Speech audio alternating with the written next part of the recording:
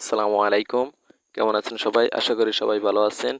তো আজকে আপনাদের মাঝে যে ভিডিওটি নিয়ে হাজির হয়েছি, ভিডিওটি আপনারা থাম্বনেল দেখেই বুঝে গেছেন যে আপনাদের সাথে কী নিয়ে আলোচনা করা হবে। তো আপনারা যদি ফেসবুক এবং মেসেঞ্জারের অ্যাক্টিভ স্ট্যাটাস অফ করতে চান, তাহলে আপনারা ঠিক ভিডিওতেই ক্লিক করেছেন। তো যদি আমরা যদি শুধু ফেসবুকেরটা অফ করি, মেসেঞ্জারেরটা যদি না করি, তাহলে আমাদের শুধু ফেসবুক থেকেই অ্যাক্টিভ অফ দেখাবে, কিন্তু মেসেঞ্জার থেকে ঠিকই আমাদের অ্যাক্টিভ অন দেখাবে। তো আপনারা যদি আমার চ্যানেলের প্রথম দর্শক হয়ে থাকেন, তাহলে অবশ্যই চ্যানেলটিতে একবার একটা লাইক দিবেন, ভিডিওতে লাইক দিয়ে সাবস্ক্রাইব করে পাশে থাকা বেল আইকনটি বাজিয়ে দেবেন। তো আমরা কি করব, সবার আগে আমরা ফেসবুকের ভিতরে চলে যাব। ফেসবুকের ভিতরে চলে গেলে ঠিক এরকম একটা ফেসবুকের ইন্টারফেস যেটা আছে সেটা শো করবে। তো এই জায়গায় আপনারা খেয়াল রাখবেন যে আপনি যেই আইডিটার ফেসবুকের অ্যাক্টিভ স্ট্যাটাস চেঞ্জ করতে চান, সেই আইডিটা লগ ইন আছে কিনা। সেই আইডিটা লগ ইন থাকলে সেই আইডিটা হয়তো আছেই, আর যদি না থাকে তাহলে সেই আইডিটা লগ ইন করে নেবেন। তো আমরা রাইট কর্নার যে তিনটা দাগ দেওয়া আছে, থ্রি ডট মেনু, এটার উপরে ক্লিক করব। এটার উপরে ক্লিক করার পর ঠিক এরকম একটা ইন্টারপেজে নিয়ে আসবে। এখানে একটু স্ক্রল ডাউন করবেন। স্ক্রল ডাউন করার পর দেখবেন যে সেটিংস অ্যান্ড প্রাইভেসি নামে যে এই অপশনটা আছে, এটার উপরে ক্লিক করবেন। এটার উপরে ক্লিক করার পর ঠিক এরকম একটা পেজে নিয়ে আসবে। এখানে আপনাদের যে সেটিংস নামে যে অপশনটা দেখাইতে আছে, যে সেটিংসের উপরে ক্লিক করতে হবে। তো আমরা যদি সেটিংসের উপরে ক্লিক করি, তাহলে ঠিক এরকম একটা ইন্টারপেজে নিয়ে আসবে। এখানে অনেক অপশন আছে। তো আপনি একটু নিচে স্ক্রল ডাউন করবেন, নিচে স্ক্রল ডাউন করতে থাকেন। তো এই জায়গায় নিচে দেখতে পারবেন যে অ্যাক্টিভ স্ট্যাটাস নামে একটা অপশন আছে। যে অ্যাক্টিভ স্ট্যাটাস, এই অপশনটা যে খেয়াল রাখবেন যে এই অপশনটা কিনা। তো এই অপশনটা যদি দেখতে পান, তাহলে ঠিক এটার উপরে ক্লিক করবেন। এটার উপরে ক্লিক করলে ঠিক এরকম একটা ইন্টারপেজে নিয়ে আসবে।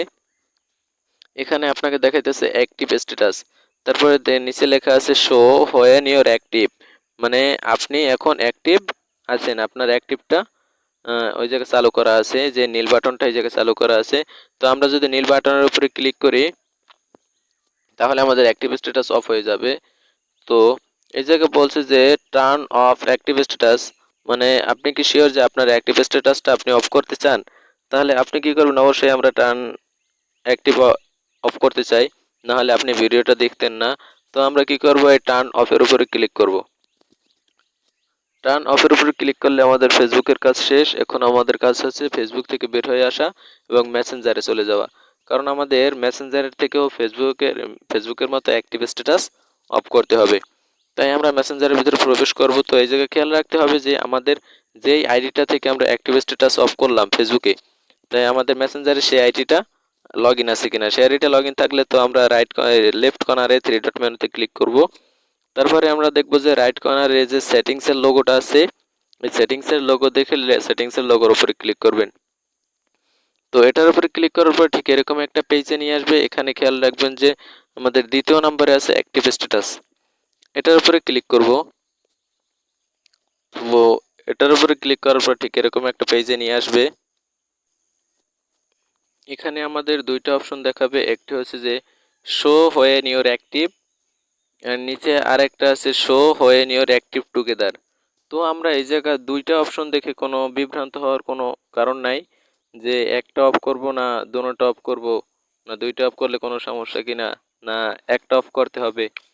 তো আমি আছি আপনাদের পাশে, কোনো টেনশনে নেই। তো আমরা শুধু প্রথমটা এবং দ্বিতীয়টা দুটোটাই দেখব, কিন্তু যে আমাদের শুধু প্রথমটা যদি অফ করি, তাহলে আমাদের দুটোটার কাজেই হয়ে যাবে।